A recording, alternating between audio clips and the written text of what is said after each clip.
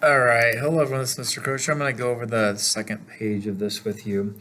On the first problem, it does say 9 minus. So the very first thing I did is I subtracted over this 9 before I multiplied by 3. Then I multiplied by -3 and flipped the sign. And then I can go ahead and subtract and divide, and I got 16 is greater than W. I usually like to write it with a W first, so I just said W is less than 16. 16 is larger.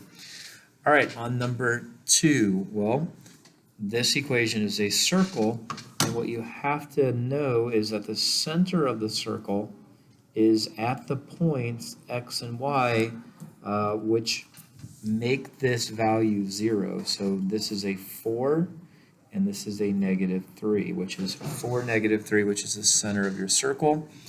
And if you take the square root of 4, you have your radius. So that's a shortcut for graphing circles.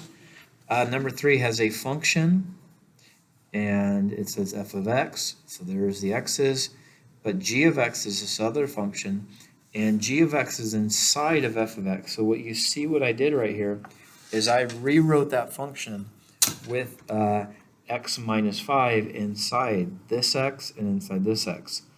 And then I make sure you write it twice here, FOIL this, then distribute the 3 in, and double check here that it's minus x, but minus and minus 5 is plus.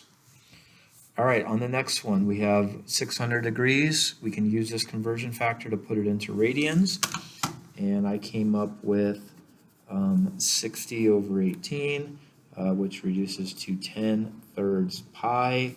The answer, notice the answer here that they want is just the a value, just the 10/3. I mean, a lot of times in class we would say this is 10 pi over 3. However, the answer they're looking for here is just the a value, nothing else. On this one down here, I went ahead and switched this right here into, I'm going to go ahead and write it over here for you, sorry. This is x to the 1/3 to the 3/4, and this is times x to the 2/3. So these are some simplifications you can make. This becomes x to the 2/3. This is x to the 1/3 times 3/4 is 1/4, and then you can add the fractions here and get this. But you have to make these connections that the third root of x is x to the 1/3, and x squared rooted is x to the 2/3. On number 6, if we're looking for the approximate number of females who like to watch football or basketball, well, that's these two numbers here, which is 28. But I want to know what's the probability. So there's 28 females that like these sports out of 73. If I were to add this all up, there would be 73 females altogether. A graph, if I input these inputs through this equation right here, then we go through and find those values. Try to space out your graph. I was able to get 3 blocks is 1, and we have a graph like this because it's exponential, makes that hockey stick shaped graph.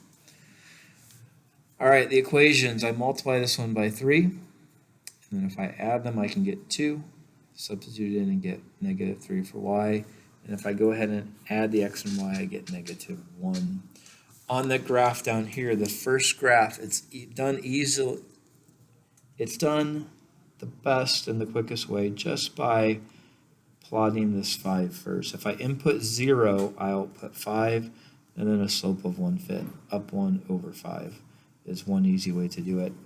This one says x to the 4th. I believe on your paper, sorry, it was x to the -4. This is where x is -4. And then I just draw a vertical line there. And this last one, it's best done with just a chart of intercepts, 0 and 0. Like I start my chart, when I start my charts, it looks like this. And if I input 0 for x, then that would be 3y is equal to 6, so y would be 2. If I input 0 for y, that would be 2x equals 6 or 3. And then I plot those points, and they're right there and right there. And I make that line. All right, watch this several times before you take a test. Best of luck.